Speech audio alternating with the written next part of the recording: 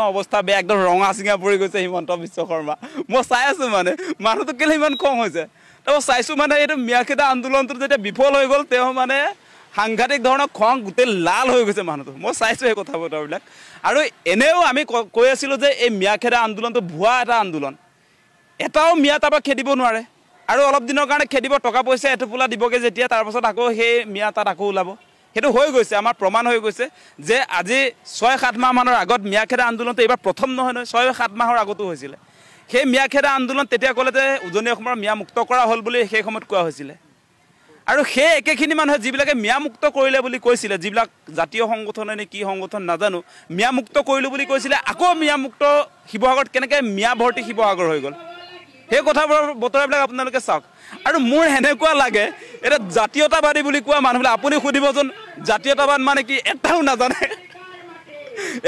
নাজানে সঁচাই কৈছো জাতীয়তাবাদ বুলি তেজত থাকে বুলি কৈ দিব জাতীয়তাবাদ মানে কি সেই কথা তেওঁলোকে নক'ব সুধিব লাগে সাংবাদিকবিলাকে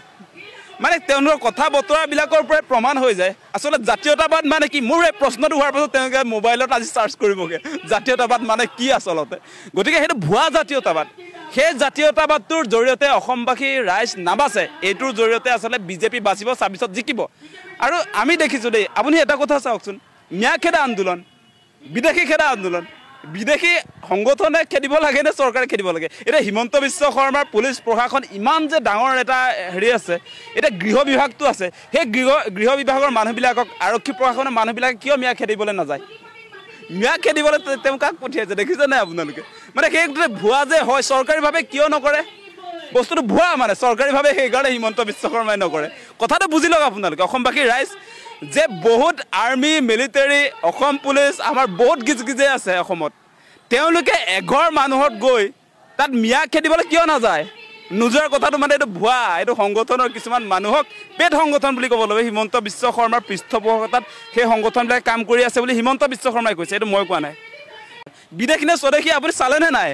নোচোৱাকৈ সংখ্যালঘু দেখিলেই বিদেশী হৈ নাযায় আপোনালোকে খেদা এজনো সেইকাৰণে বাংলাদেশ নাপায়গৈ মানে হিমন্ত বিশ্ব শৰ্মা আৰু তেওঁৰ কোম্পানী যিবিলাক সংগঠন তেওঁলোকে খেদা এজন মানুহকো যে বাংলাদেশ পাব নোৱাৰে সেইকাৰণে মানে আপোনালোকৰ মগজটো নাই মই কৈ দিছোঁ আজি অপেনলি সেই ভুৱা নাটকবিলাক নকৰিব বিদেশী খেদাৰ নামত আপোনালোকে যে নাটক কৰি আছে প্ৰমাণ ক'ত হ'ল যে এইকেইদিন আপোনালোকে নিশ্চয় দেখা পালে গোটেই বিদেশী ন্যায়াধিকৰণত যিবিলাকৰ গোচৰ চলি আছিলে বিদেশী যিবিলাকে হ'বলৈ গৈ আছিলে মানে ৬৯,৫০০জন মানুহক আপোনাৰ স্বদেশী কৰি দিলে এখন নটিফিকেশ্যন উলিয়াই দিলে হিমন্ত বিশ্ব শৰ্মাই ইফালে মিয়াখেদা আন্দোলন কৰি তেওঁ বিদেশী খেদিছোঁ বুলি কৈ আছিলে সেই সময়ছোৱাত আপোনাৰ ৬৯,৫০০জন মানুহক আপোনাৰ স্বদেশী কৰি দিলে সেইটোক লৈ আমাৰ এই জাতীয়তাবাদী নেতা এজনেও প্ৰতিক্ৰিয়া দিয়া নাই কাহিনী ওলাই পৰিলে এইটো সঁচা বিদেশী খেদা মানুহ নে মিছা বিদেশী খেদা মানুহ এইবিলাক ওলাই পৰিলে তেওঁলোকে এজনেও আজিৰ দিনটোলৈকে প্ৰতিক্ৰিয়া আমি দিয়া দেখা নাই সংবাদ মাধ্যমত কোনেও মাতবোল নকৰে মানে এদিনতে আপোনাৰ ৬৯,৫০০জন যিবিলাকৰ গোচৰ চলি আছিলে বিদেশী ন্যায়াধিকৰণত সেইটো এদিনতে নটিফিকেশ্যন উলিয়াই কাৰ অধীনত নাগৰিকত্ব সংশোধনী আইনৰ অধীনত স্বদেশী কৰি দিলে সেইটোক লৈ কোনেও মাতবোল নকৰে চেলতে মাৰি থৈছে এতিয়া তেওঁলোকৰ এই জাতীয়তাবাদক সেইকাৰণে কৈছোঁ এইটো কেঁচুৱা জাতীয়তাবাদ সেই জাতীয়তাবাদ কেঁচুৱা জাতীয়তাবাদ আপোনালোকক কৈছোঁ তেওঁলোকে মূল জেগাত ঢুকি নাপায় সেইকাৰণে আপোনালোকে নিশ্চয় দেখা পাইছে তেওঁলোকে যে মিয়া এই সৰু লেবাৰবিলাক আজি শাক পাচলি যিবিলাকে দোকান দিয়ে যিবিলাকে মাছ উৎপাদন কৰে যিবিলাকে ভাড়াঘৰত থাকি পকা মিস্ত্ৰী কৰে যোগালী কৰে সেইবিলাকৰ ওপৰত দাদাগিৰি সিহঁতৰ আজি যে আপোনাৰ অসমৰ হাইৱেৰ মাটিবিলাক যে গোটেই এফালৰ পৰা গোটেই বহিৰাগতই লৈ ল'লে সেইবিলাক তেওঁলোকে নেদেখে কেতিয়াও নেদেখে আজি আদানী আম্বানীক কেনেকৈ মাটি তুলি দিছে এটা প্ৰতিক্ৰিয়া দিয়ে নাহে তেওঁলোকে নিদিয়ে আজি ৰামদেৱক যে আপোনাৰ পাম খেতি কৰিবৰ কাৰণে যিটো মাটি তুলি দিছে গোলাঘাটত আজি যাদৱ পায়েং তেখেতে সন্মুখত আহিবলগীয়া হৈছে সন্মুখত কোন আছিলে সন্মুখত থকাবিলাকে দেখোন এই কথা বতৰা নকয় আজি গতিকে ক'ত ধৰিবলৈ ক'ত ধৰি আছে কেঁচুৱা জাতীয়তাবাদ মানে সেইসকল লোকক কৈছোঁ যিবিলাকে এই সৰু মানুহৰ ওপৰত দাদাগিৰিটো চলাইছে এতিয়া ডাঙৰ যিবিলাক পুঁজিপতি কৰ্পৰেট হাউচৰ বিৰুদ্ধে এটা শব্দই ক'ব নোৱাৰে তেওঁলোকে আজি তিনিচুকীয়া জিলাত কাৰ দখলত আছে তিনিচুকীয়া জিলাখনৰ এই টাউনখনত তিনিচুকীয়া জিলাৰ টাউনখন কাৰ হাতত আছে এতিয়া কাৰ হাতত আছে মিয়াৰ হাতত আছে নে কাৰ হাতত আছে আপোনালোকে নিজে নিজক সোধক আজি অসমৰ গোটেইকেইটা টাউন কাৰ হাতত আছে কাৰ পৰা আমাৰ লোকচান হৈছে সেই কথাটো চাওক মিয়াৰ পৰা লোকচান হৈছে বুলি যে কৈ আছোঁ আমি কেৱল মিয়াৰ পৰা হৈছেনে মিয়াক গালি পাৰি আছোঁ সেই ইফালে যে শক্তিশালী হৈ গৈ আছে তেওঁলোকে প্ৰতিদিনে যে মাটি গোটাই আছে চৰকাৰখনৰ উচ্ছেদক যে সমৰ্থন কৰি আছে আপোনালোকৰ সেই উচ্ছেদ অভিযানটো আমি দেখিলোঁ 10 কিলোমিটাৰ দূৰলৈ তেওঁলোকে উচ্ছেদ কৰি মানুহবিলাকক বিদেশী বুলি কয় 10 কিলোমিটাৰ দূৰত আপোনাৰ সংস্থাপন কৰে চাপৰ বিলাচীপাৰ সেই প্ৰমাণ গৰুখুটিত তাৰ প্ৰমাণ কাজিৰঙা ৰাষ্ট্ৰীয় উদ্যানত সেইটো আপোনালোকে নিশ্চয় দেখা পায় গুৱাহাটীৰ পৰা গ'লে লেফ্ট চাইডে থকা মানুহবিলাক ৰাইট চাইডে লৈ আহিলে সেয়াই বিদেশী খেদা আন্দোলন বাংলাদেশী বুলি কৈছিলে সেইকাৰণে কথাবিলাক ক'বলগীয়া হৈছে গতিকে এনেকুৱা ভুৱা নাটক বন্ধ কৰক অসমৰ ক্ষতি কৰাৰ অধিকাৰ আপোনালোকক কোনে দিলে অসমক ক্ষতি কৰি আছে তেওঁলোকে অসমক ক্ষতি কৰি আছে মিছাকে এটা প্ৰপাগাণ্ডা কৰি হিমন্ত বিশ্ব শৰ্মাক মানে 26ত জিকাম বুলি ঠিকা লৈছে নেকি আপোনালোকে ঠিকা লৈছে ঠিকাদাৰ মানে এনেকুৱা নচলিব সেই কথাত স্পষ্ট কৰি দিছোঁ আমি বিদেশী খেদিম বুলি কৈছোঁ আমি বিদেশী খেদিম বুলি কৈছোঁ হিমন্ত বিশ্ব শৰ্মাৰ আপোনালোকে কৈছে আমি নাটক কৰিম নাটক কৰিবলৈ দিম নেকি আমি নিদিওঁ সেই কথাটো স্পষ্ট সেইকাৰণে এতিয়া অসমৰ ৰাইজে লাহে লাহে বুজি উঠিছে কোন এইবিলাক সংগঠনৰ নেতা ওলাইছে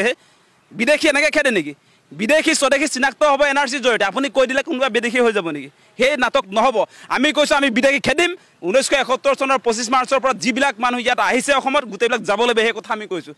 তেওঁলোকে বিদেশী খেদাৰ নাটক কৰিব তাৰপাছত বিদেশী যে স্বদেশী কৰিলে তাক লৈ যে চেলতে মাৰি থ'ব তাৰ বিৰুদ্ধে যে এটা শব্দ ক'ব নোৱাৰে সেইবিলাক ভুৱা জাতীয়তাবাদী নেতাৰ বিৰুদ্ধে সকলো ৰাইজ আচলতে ঐক্যবদ্ধ হ'ব লাগে তেওঁলোকৰ কথাত কোনো শুনিব নালাগে এই মানুহবিলাকৰ কথা শুনিলে অসম জহন্নামে যাব সেই কথাটো স্পষ্ট আৰু যিবিলাক মিয়া মুছলমান দেখিলে যে সন্দেহযুক্ত বুলি কয় আপুনি কি জাতীয়তাবাদী নেতা নিজকে যে কৈ আছে আপুনি কি ভূপেন হাজৰিকাতকৈ ডাঙৰ জাতীয়তাবাদী নেতা আপুনি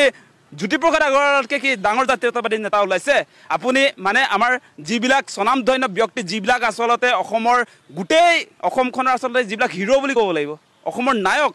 অসমখন গঢ়া যিবিলাক মানুহ আজি ভূপেন হাজৰিকা আজি জ্যোতিপ্ৰসাদ আগৰৱালা বিষ্ণুপ্ৰসাদ ৰাভা আজি অম্বিকাগিৰি ৰায়চৌধুৰী আজি হোমেন বৰগোহাঁই ছাৰলৈকে এওঁলোকৰ বিৰুদ্ধে কাম কৰি আছে এইবিলাকে মৈমন সিঙে যিবিলাক মুছলমান তেওঁলোকক কৈছে ন অসমীয়া কোনে এইকেইটা ক'ৰ পৰা আহিছে তেওঁলোকৰ কোনে নাম জানে এইবিলাক মানুহৰ আজি আপোনাক মই কৈছোঁ যে অসমৰ যিমান আচলতে অসমৰ কাৰণে কাম কৰা মানুহ স্বনামধন্য ব্যক্তিসকলৰ কথা কৈছোঁ মই জ্যোতিপ্ৰসাদ আগৰৱালা বিষ্ণুপ্ৰসাদ ৰাভা অম্বিকাগিৰি ৰায়চৌধুৰী ভূপেন হাজৰিকা আজি আপোনাৰ কাৰ কথা কৈছিলোঁ মই হোমেন বৰগোহাঁই ছাৰ আজি ইভেন আজি জীয়াই থকা মানুহৰ কথা ক'লে তেওঁলোকে কাৰোবাৰ এজেণ্ট বুলি কৈ দিব আজি আপোনাৰ নিশ্চয় জানে আমি হীৰেণ গোহাঁইৰ কথাটো বাৰু নকওঁ ওৱান ছাইড কৰি আমি যদি ডিব্ৰুগড়লৈ গৈ যদি আমি নগেন শইকীয়া ছাৰৰ কথাটো যদি কৈ দিওঁ তেওঁলোকতকৈ ওপৰত আপোনালোকে চিন্তা কৰে অসমৰ কাৰণে এতিয়া 100 বছৰ আগতে অহা মানুহবিলাকক দেখিলে কাৰণে কেনেকুৱা ফটোৱা কামবিলাক কৰি আছে বিদেশী এনেকৈ আপুনি খেদিব নোৱাৰে আপুনি বিদেশী খেদিব এনেকৈ বিদেশী খেদিব এইটো কোনেও আচলতে এগ্ৰী নকৰে সংবিধানে এগ্ৰী নকৰে সেইকাৰণে আপোনাৰ এই বিদেশী খেদা আন্দোলনটো চৰকাৰে কিয় নকৰে মানে সেইটো লিগেল নহয় সেইকাৰণে তেওঁলোকে নকৰে ইলিগেল এটা বিদেশী খেদা আন্দোলন চলিছে সেই আন্দোলনৰ পৰা সকলো ৰাইজক সাৱধান হ'বৰ কাৰণে আমি অনুৰোধ জনাইছোঁ